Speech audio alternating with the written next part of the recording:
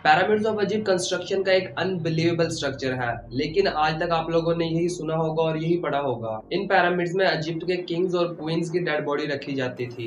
लेकिन अगर मैं कहूं कि पिरामिड ऑफ गीजा के किसी भी पिरामिड से आज तक कोई भी डेड बॉडी नहीं मिली, तो मैं गलत नहीं कह रहा। 18वीं सेंचुरी से अभी तक आर्कियोलॉजिस्ट को जितनी भी ममीज मिली है वो इन पिरामिड से बहुत दूर ही मिली है। लेकिन अब सवाल उठता है कि पिरामिड्स इजिप्ट के किंग्स और क्वींस के लिए नहीं बनाए गए थे, तो फिर किस लिए बनाए गए थे, यही जानेंगे हम आज की इस वीडियो में। So let's go.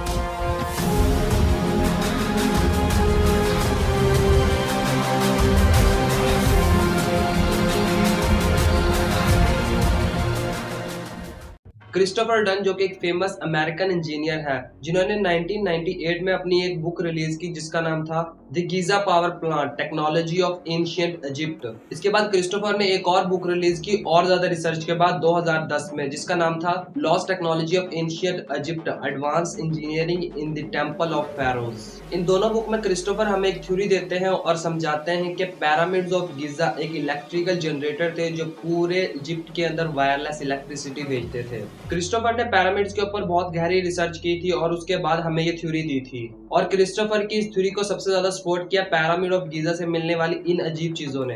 पहली बात ये तो कंफर्म हो गया था कि पिरामिड्स ऑफ गीजा किसी को दफनाने के लिए नहीं बनाए गए थे, लेकिन इस थ्योरी के बाद क्रिस्टोफर के ऊपर भी बहुत से सवाल उठ गए, जैसे कि इतने एडवांस दौर में आने के बावजूद आज तक हमने वायरलेस इलेक्ट्रिसिटी नहीं बनाई, तो इतने साल पहले इजिप्शियन ने ये कैसे कर लिया। क्रिस्टोफर की इस थ्योरी को प्रूव करने के लिए यहाँ पर कदम रखा MIT ने, मैसाचुसेट्स इंस्टीट्यूट ऑफ टेक्नोलॉजी। 2007 में MIT ने एक टीम बनाई और उस टीम ने दिन रात मेहनत करके एक ऐसा डिवाइस बना लिया जो 60 वाट्स की इलेक्ट्रिसिटी को 2 मीटर तक ट्रांसमिट कर सकता था। अब ये बात तो कंफर्म हो गई थी कि वायरलेस इलेक्ट्रिसिटी इज पॉसिबल, पर एक बात कंफर्म नहीं हो रही थी कि इजिप्शियन ने इतने बड़े बड़े पिरामिड्स बनाए जो बहुत ज्यादा इलेक्ट्रिसिटी प्रोड्यूस करते थे, तो इजिप्शियन ये इलेक्ट्रिसिटी यूज कहाँ करते थे।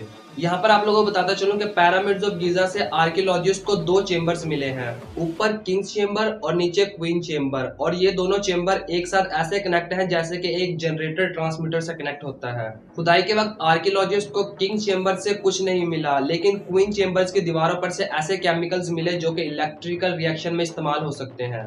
ये क्रिस्टोफर डन की थ्योरी है जिसको बहुत से लोग एक्सेप्ट करते हैं और बहुत से लोग रिजेक्ट करते हैं। लेकिन यहाँ पर मेरे कुछ सवाल हैं। क्या वाकई इजिप्शियन ने किंग्स की डेड बॉडी के लिए इतने बड़े बड़े स्ट्रक्चर बनाए? चलो ये भी मान लिया कि चलो बना लिए उन्होंने इतने बड़े बड़े स्ट्रक्चर, लेकिन इतनी बारीकी से कैसे कि without any compass east west north east को बिल्कुल परफेक्ट रखा। चलो ये भी मान लिया कि इजिप्शियन ने कर लिया विदाउट एनी कंपास, लेकिन पिरामिड के स्ट्रक्चर के लिए सिर्फ लाइमस्टोन को ही क्यों यूज किया, जो कि एक बहुत अच्छा इंसुलेटर है जिसमें से इलेक्ट्रिसिटी पास नहीं हो सकती। और पिरामिड्स के अंदर किंग और क्वीन चेंबर को जिस पत्थर से कनेक्ट किया गया वो ग्रेनाइट ही क्यों यूज किया गया, जो कि एक बहुत अच्छा कंडक्टर है इलेक्ट्रिसिटी का। इन सब चीजों को इकट्ठा करें तो मुझे कहीं ना कहीं क्रिस्टोफर की थ्योरी सही लगती है। आप लोगों को क्या लगता है? अपना जवाब दे कमेंट सेक्शन में। मैं मिलता हूँ आप लोगों से अगली वीडियो में। See you.